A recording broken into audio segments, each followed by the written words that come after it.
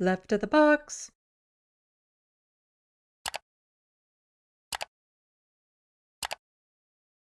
Content warning, CSA, child sexual exploitation.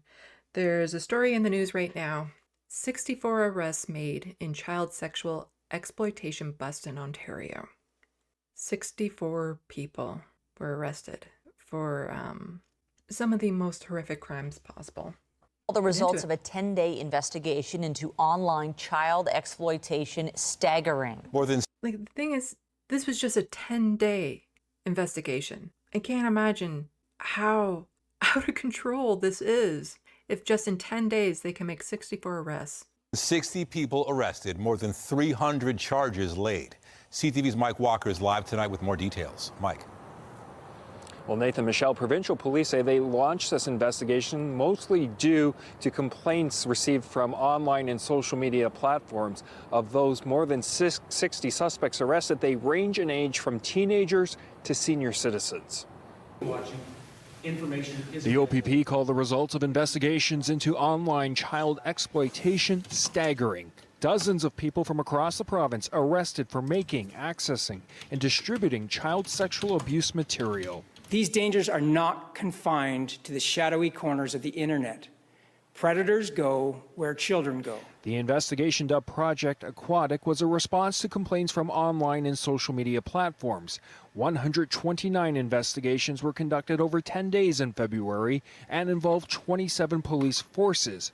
Some of the accused are facing child luring charges. A person wanted to meet with a child in real life for sexual purpose. So online investigators had engaged with this person and then arranged to meet that person in real life.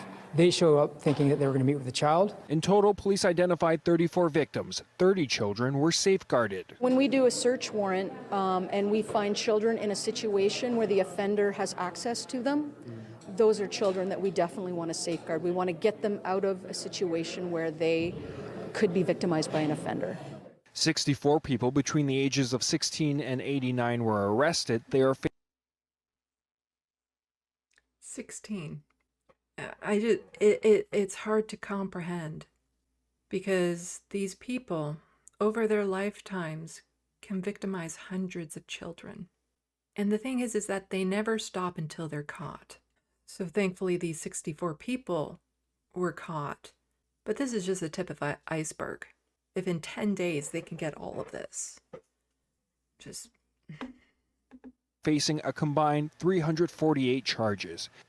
26-year-old Tyler Pennells is among more than a dozen people arrested by Toronto police. An education assistant with the Toronto Catholic District School Board. He's facing child.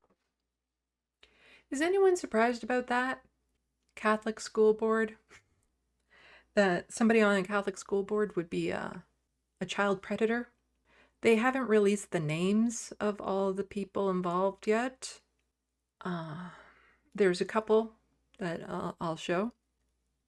Who wants to make a bet there's no drag queens on that list? Who wants to bet that there's a lot more of these religious type folks or people in places of authority, even police officers? But I'm guessing, and I'm fairly certain, not a single drag queen. Luring charges. The OPP commissioner says the results of this province-wide investigation are just the tip of the iceberg. The targeting of these victims has been enhanced through the introduction of AI technology.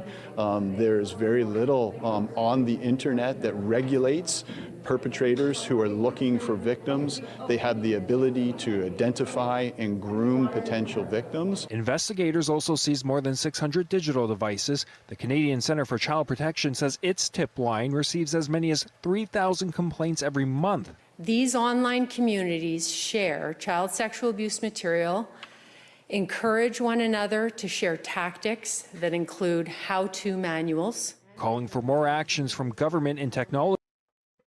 Again, just another staggering fact. 3,000 complaints a month.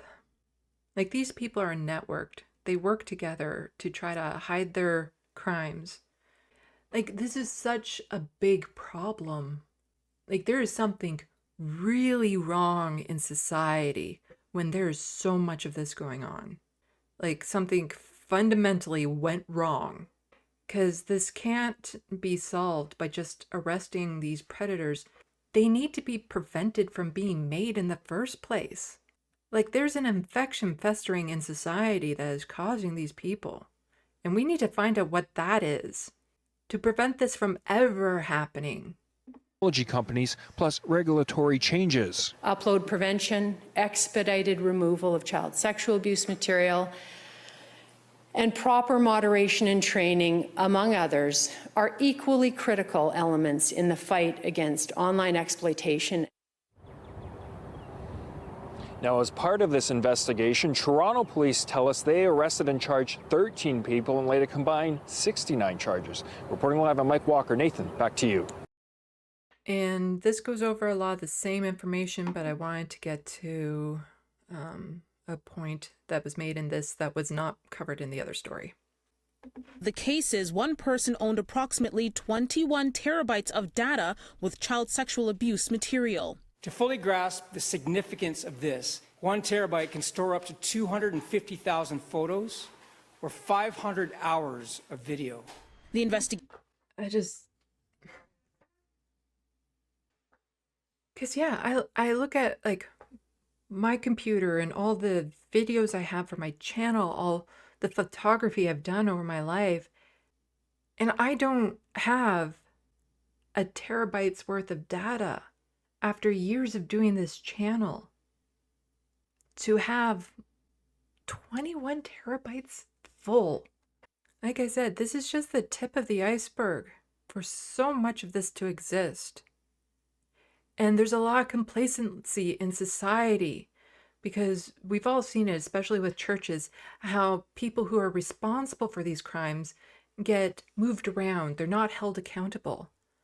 But where are the people who know about this, their family members or friends, but do nothing because they don't want to see their friend or family member go to jail?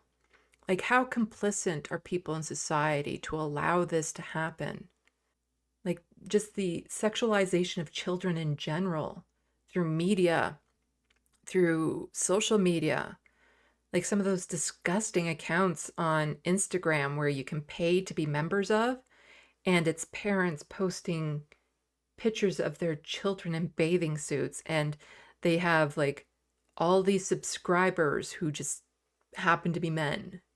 Like, absolutely horrific. Like, this is a societal problem. It's a cancer in society. And it will take so much more work to get this under control. So on this City News article, it has OPP identify some of the accused, including several from the Greater Toronto area.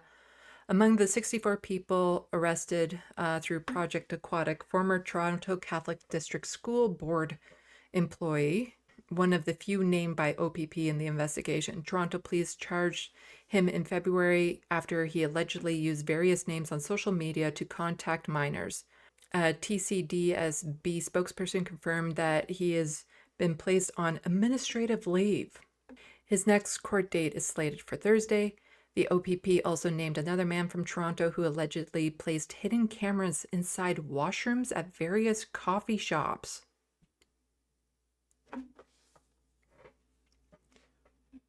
Which coffee shops?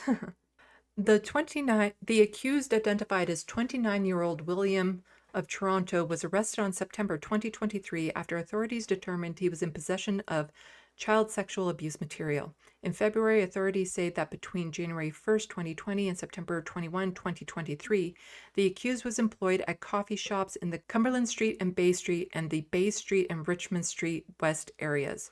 It's alleged that he placed cameras in coffee shop washrooms to discreetly record people. He has been released from custody and scheduled to make a court appearance June 5th, 2024.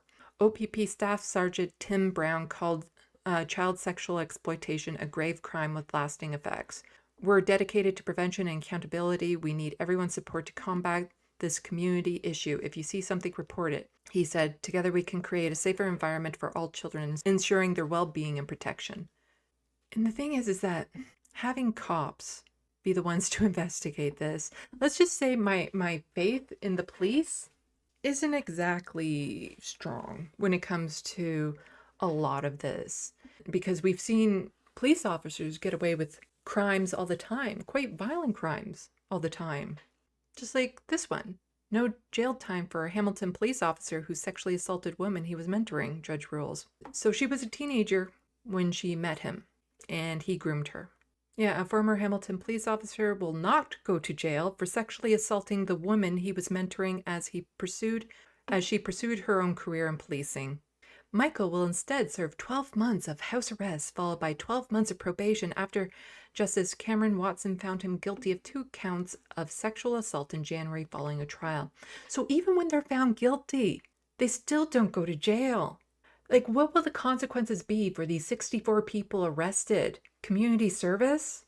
Watson sentenced Lacombe on Monday at the Ontario Court of Justice in St. Catharines, Ontario, describing his crimes and the aftermath as a spectacular and cataclysmic fall from grace.